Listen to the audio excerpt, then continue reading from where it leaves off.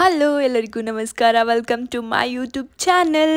ಈ ವ್ಲಾಗ್ ಇವತ್ತಿನ ದಿನ ಈ ಜರ್ನಿ ಎಲ್ಲಾನು ಅನ್ಎಕ್ಸ್ಪೆಕ್ಟೆಡ್. ಒಂದೇ ಥರ ಲೈಫ್ ಎಷ್ಟೇ ಕೆಲಸಗಳು ಮಾಡಿದ್ರು ರೆಸ್ಟ್ಗೆ ಅಂತ 1-2 ದಿನಗಳು ಇಲ್ಲ ಅನ್ನೋ ಬೇಜಾರು ಆಗಿದಾಗಲಿ ಅಂತ ಸಿಕ್ಕ ಒಂದು ದಿನ ರಜದಲ್ಲಿ ಎಲ್ಲಾದರೂ ಹೋಗೋಣ ಅಂತ ಬ್ಯಾಗ್ ತಗೊಂಡು ಏರ್ಪೋರ್ಟ್ ಹತ್ರ ಹೊರಟ್ವಿ. ಅಲ್ಲಿ ನಮಗೆ ಕಂಡಿದ್ದು ಮಂಗಳೂರು ಬಸ್ ಹತ್ತಿ ಉಡುಪಿಗೆ 2 ಟಿಕೆಟ್ ತೊಗೊಂಡೇ ಬಿಟ್ವಿ. ಮುಂದೆ ಏನು ಮಾಡೋದು ಅಂತ ಗೊತ್ತಿಲ್ಲದೆ ಇಡೀ ರಾತ್ರಿ ಬಸ್ಸಲ್ಲಿ ಒಳ್ಳೆ ನಿದ್ದೆ ಮುಗಿಸಿ ಹೇಳೋವರೆಗೂ ಉಡುಪಿ ತಲುಪಿದ್ವಿ. ಫಸ್ಟ್ ಟೈಮ್ ನಾವಿಬ್ರು ಈ ಒಂದು ಜಾಗಕ್ಕೆ ಬರ್ತಾ ಇರೋದು. ಬಸ್ ಸ್ಟಾಪಿಂದ ದೇವಸ್ಥಾನಕ್ಕೆ ಆಟೋಲಿ 10 ಮಿನಿಟ್ ಜರ್ನಿ ಇತ್ತು. ಫ್ರೆಶ್ ಅಪ್ ಆಗೋಕೆ ಅಂತ ರೂಮ್ಗಳು ಹುಡುಕ್ಬೇಕಾದ್ರೆ ಅಲ್ಲೇ ಬೇಕಾದಷ್ಟು ಮಠಗಳಿದ್ವು.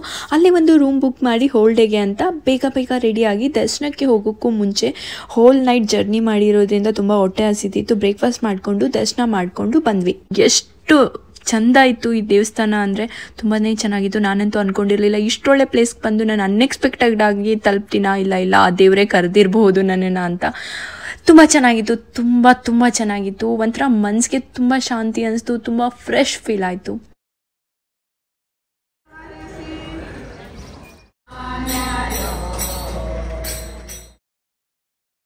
ಓಕೆ, ಒಂದೇ ದಿನಕ್ಕಲ್ವಾ ಬಂದಿರೋದು. ಇಲ್ಲಿಂದ ತುಂಬ ಹತ್ತಿರದಲ್ಲೇ ಮಲ್ಪೆ ಬೀಚ್ ಇದೆ ಅಂತ ಬೀಚ್ ಹತ್ರ ಹೊರಟ್ವಿ. ಯಾರಾದರೂ ಸೋಲೋ ಟ್ರಿಪ್ ಪ್ಲಾನ್ ಮಾಡ್ತಾ ಇದ್ರೆ ಇದಕ್ಕಿಂತ ಸೇಫ್ ಆ್ಯಂಡ್ ಬೆಸ್ಟ್ ಪ್ಲೇಸ್ ಇನ್ನೊಂದಿಲ್ಲ. ದಯವಿಟ್ಟು ನಿಮ್ಮ ಸೋಲೋ ಟ್ರಿಪ್ನ ಸಕ್ಸಸ್ ಮಾಡ್ಕೊಳ್ಳಿ ಇಲ್ಲಿ ಹೋಗೋದ್ರ ಮುಖಾಂತರ ಅಂತ ಹೇಳಕ್ಕೆ ಇಷ್ಟಪಡ್ತೀನಿ.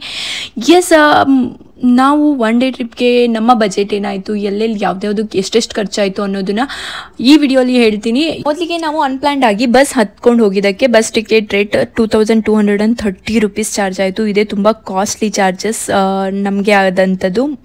ಸೊ ಅನ್ಪ್ಲಾನ್ಡ್ ಆಗಿದ್ದರಿಂದ ಮತ್ತೆ ಡಿನ್ನರ್ ಕೂಡ ಹೊರಗಡೆ ಮಾಡಬೇಕಾಗಿತ್ತು. ಅದು 250 ರೂಪೀಸ್ ಆಯಿತು. ಮತ್ತೆ ಬಸ್ ಇಳಿದು ಬೆಳಗ್ಗೆ ದೇವಸ್ಥಾನಕ್ಕೆ ತಲುಪೋಕೆ ಆಟೋ ಚಾರ್ಜಸ್ 50 ರೂಪೀಸ್ ಆಗಿತ್ತು. ಇಲ್ಲಿನ ಒಂದು ತುಂಬ ಚೆನ್ನಾಗಿರೋ ಒಂದು ವಿಚಾರ ಏನಪ್ಪ ಅಂದರೆ, ನಾವು ಎಲ್ಲಿಂದ ಎಲ್ಲಿಗೆ ಟ್ರಾವೆಲ್ ಮಾಡಿದ್ರು ಆಟೋ ಮೀಟರ್ ಚಾರ್ಜಸ್ ಮಾಡ್ತಾರೆ. ಸೊ ಇದೊಂದು ವಿಚಾರ ನನಗೆ ತುಂಬಾ ಇಷ್ಟ ಆಯಿತು. ನಂತರ ದೇವಸ್ಥಾನದ ಮಠಗಳಾಗಿರೋದ್ರಿಂದ ರೂಮ್ಗೆ 600 ರೂಪೀಸ್ 24 ಅವರ್ಸ್ಗೆ ಚಾರ್ಜ್ ಮಾಡಿದ್ರು. ತುಂಬ ಕ್ಲೀನಾಗೇ ಇತ್ತು ರೂಮ್, ಜೊತೆಗೆ ಬಿಸಿನೀರು ಅದು ಇದು ಅಂತ ಮ್ಯಾನೇಜಬಲ್ ಆಗಿತ್ತು. ನಂತರ ಬ್ರೇಕ್ಫಾಸ್ಟ್ಗೆ ಅಂತ 230 ರೂಪೀಸ್ ಸ್ಪೆಂಡ್ ಮಾಡಿದ್ವಿ. ಜೊತೆಗೆ ನಿಮಗೆ ನೀರು ಅದು ಇದು ಅಂತ ಸಣ್ಣ ಪುಟ್ಟ ಖರ್ಚುಗಳು, ಬೀಚ್ ಹತ್ರ ಅಂತ ಹೋದರೆ ನಿಮಗೆ ಬಾಯರ್ಗೆ ಅದು ಇದು ಅಂತ ಏನಾದರೂ ತೊಗೊಂಡು ತಿಂತೀವಿ, ಅದೊಂದು ಸಣ್ಣ ಪುಟ್ಟ ಖರ್ಚುಗಳು ಅಂತ ಇಟ್ಕೊಳ್ಳಿ. ಇಷ್ಟೆಲ್ಲ ಮಾಡೋರ್ಗೂ ಅರ್ಧ ದಿನ ಮುಗಿಸಿ ಮಧ್ಯಾಹ್ನ ಆಗೇ ಬಿಡ್ತು. ಮಂಗಳೂರಿಗೆ ಹೋಗಿ ಮೀನಿನ ಊಟ ಮಾಡಿದೆ, ಹೇಗೆ ಬರೋದು ಮಾರ್ರೆ. ಲಂಚ್ಗೆ ಅಂತ ಒಂದು 560 ರೂಪೀಸ್ ಖರ್ಚಾಯಿತು. ಇದು ನೀವು ನೋಡಿ ಮಾಡಬಹುದು. ಎಲ್ಲೇ ಹೋದರೂ ನಾವು ಊಟದ ವಿಷಯದಲ್ಲಿ ಖರ್ಚು ಮಾಡುವಾಗ ಜ್ಞಾನ ಇರುವುದಿಲ್ಲ. ನಂತರ ಇನ್ನು ನಮ್ಮ ಹತ್ರ ತುಂಬ ಟೈಮ್ ಇದ್ದ ಕಾರಣ ಗೂಗಲಲ್ಲಿ ಲೊಕೇಶನ್ ಹಾಕಿ ಅಲ್ಲಿ ಇಲ್ಲಿ ಅದು ಇದು ಅನ್ನೋದು ಇತ್ತು.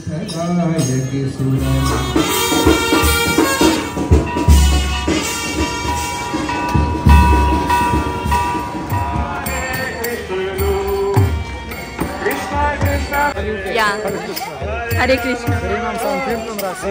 ಇಷ್ಟೆಲ್ಲ ದಿನ ಕಳೆದು ವಾಪಸ್ ಹೊರಡೋಣ ಅಂತ ದೇವಸ್ಥಾನದ ಹತ್ರ ಬಂದರೆ ನಮಗೆ ಸರ್ಪ್ರೈಸೇ ಕಾದಿತ್ತು. ಅದೇನಂದರೆ ಇನ್ನು ಸ್ವಲ್ಪ ಹೊತ್ತಲ್ಲೇ ದೇವ್ರನ್ನ ಹೊರಗಡೆ ಕರ್ಕೊಂಡು ಬಂದು ಚಿನ್ನದ ರಥದಲ್ಲಿ ಮೆರವಣಿಗೆ ಮಾಡಿಸ್ತಾರೆ. ವಾವ್, ಇನ್ನೊಂದ್ಸರಿ ದರ್ಶನ ಮಾಡ್ಬೋದು ಅನ್ನೋ ಖುಷಿಯಲ್ಲಿ ಇಲ್ಲೇ ಇವತ್ತಿನ ದಿನ ಕಳಿಬೇಕಿತ್ತು ಅನ್ನೋ ಬೇಜಾರಿನಲ್ಲಿ ದಿನ ಮುಗೀತು.